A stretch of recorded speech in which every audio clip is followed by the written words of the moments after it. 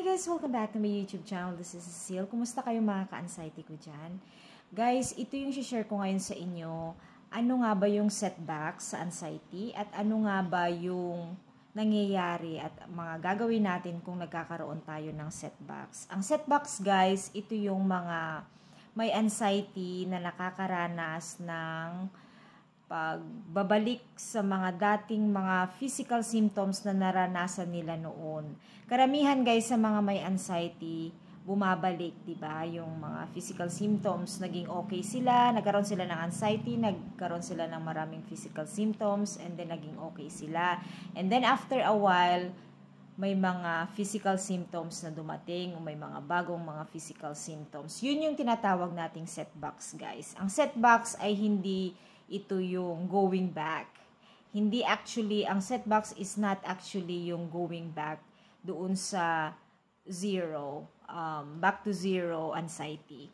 Setbacks, guys, is actually yung mga nararanasan natin na halimbawa, nagkaroon ka ng maraming mga physical symptoms noon, nung unang dating ng anxiety sa'yo, kagaya ng mga pagkakahilo, pag-blurred ng vision mo, pananakit ng sikmura, ng dibdib, ng mga panic attack, at marami pang iba. Ang setbacks guys, nakakaranas yung mga may anxiety ng setbacks, kagaya ng pagbabalik ulit ng pag-blurred ng vision nila, or pagkakahilo, pananakit ng dibdib, ng likod. Ito guys, yung actually part siya ng recovery, ang setbacks. Ang setbacks guys, ito yung hindi ito yung pagbabalik na naman sa zero na anxiety na kagaya noon. Hindi ito yung back to zero. Hindi totally ito yung grade 1 ng anxiety. Okay? Ito yung part ng recovery ng anxiety. Bumabalik guys yung physical symptoms ng anxiety because ito yung nagtuturo sa nervous system natin na totally na hindi ito talagang karamdaman o malalang karamdaman. Tinuturuan yung nervous system natin na mag-response na ito talaga yung part ng anxiety recovery. So, pag nakakaranas kayo guys ng mahabang panahon na anxiety, naging okay kayo, nakaranas kayo ng matinding mga physical symptoms, and then naging okay kayo, and then meron kayo uling naranasan ng mga physical symptoms, ito guys ay part ng recovery cycle. Part pa rin siya ng recovery cycle. Hindi ito guys yung mga physical symptoms na nararanasan nyo na babalik uli kayo sa dati. Ito guys ay part ng recovery. So meaning, pag nakakaranas kayo ulit ng mga pananakit ng likod, blurry vision, kung meron na naman kayo ulit na mga GERD or acid reflux or pananakit ng ulo, lahat ng mga physical symptoms, mga panic attack, paninikip ng dibdib, pagbablurred ng vision guys, which is naranasan ko talaga yon.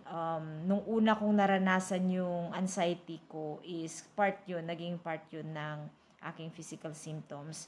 And then the following year, meron ulit akong naranasan ganon. Yun yung tinatawag na setbacks. Okay?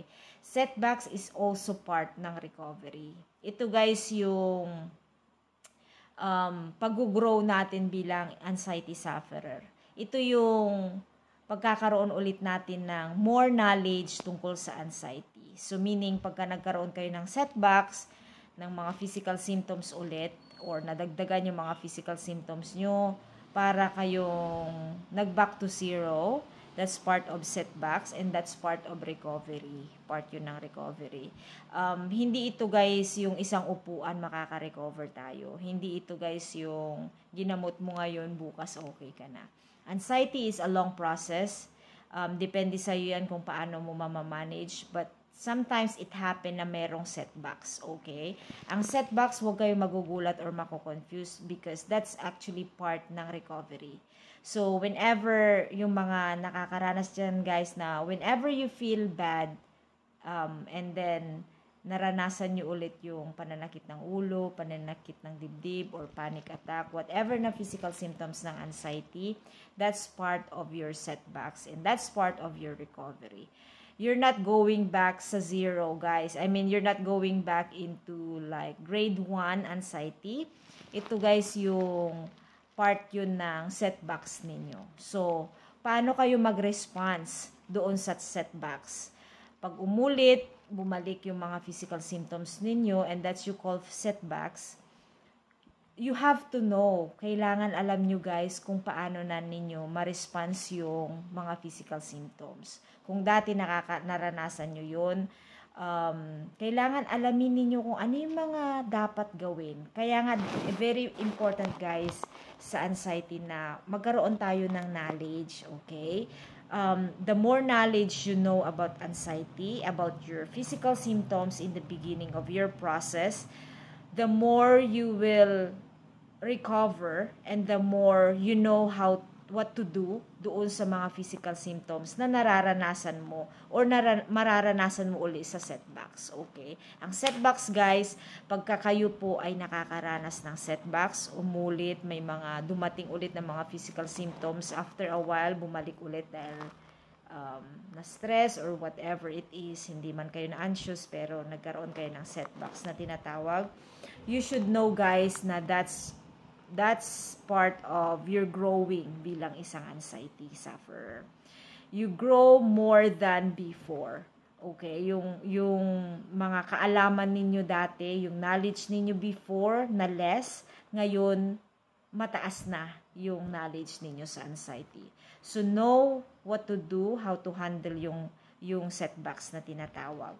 So, yung dapat na maramdaman natin pag nagkakaroon tayo ng setbacks na mga physical symptoms na nararanasan ulit natin, kailangan guys, kung ano yung response natin nung umokay na tayo before, yung time na, okay, wala na akong nararamdaman, okay ako, hindi na ako takot lumabas, hindi na ako takot mag-isa. Kailangan guys, pag may setbacks, meron ulit kayo mga physical symptoms, kailangan guys, ganun pa rin yung response ninyo sa nung okay kayo. Kailangan ma-practice natin guys yung pagre-response natin na parang wala tayong nararamdaman. Alam ko guys mahirap, napakadaling sabihin kahit ako, pero that's actually yung secret ng recovery. For you to recover and understand about the anxiety symptoms, you have to know how to deal with the setbacks. How to deal with the setbacks guys is yung kailangan yung response ninyo doon sa nung okay kayo, ganun din yung response ninyo nung may setbacks kayo. Kahit na may physical symptoms kayong nararamdaman ulit, you have to know na that's part of anxiety recovery, that's part of anxiety process. So, yung response ninyo, it's like you're actually okay, like you're actually wala kang nararamdaman ng mga physical symptoms. So, that's one thing na nakatulong sa akin, guys, during the time na meron akong setbacks. Along the way, guys, ng aking recovery sa anxiety, naging part yun sa buhay ko bilang anxiety sufferer, na ang setbacks, guys, kailangan ma-deal mo siya into higher level na hindi na kagaya nung wala ka pang alam tungkol sa anxiety. So, kung may nararamdaman ka ulit ngayon, hindi ka pa okay, naging okay ka, and then ngayon bumalik, then you will have to feel like normal.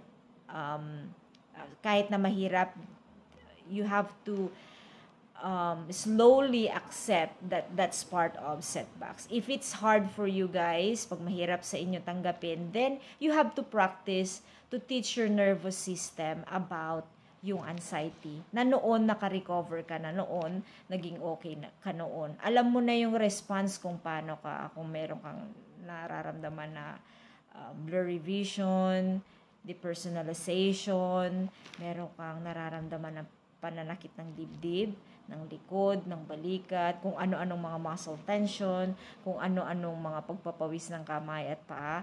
Ngayon guys, yung level ng setbacks ninyo, kailangan you have to deal like more stronger than before para makarecover kayo into anxiety. The more you know about anxiety, the more you teach your nervous system how to deal with the physical symptoms. Okay? So that's the answer of my actually, this is a request from somebody sa viewers natin. I will not gonna mention the name, but this is actually a request from somebody else. I hope this can help you guys, and I'll see you on my next video. Bye.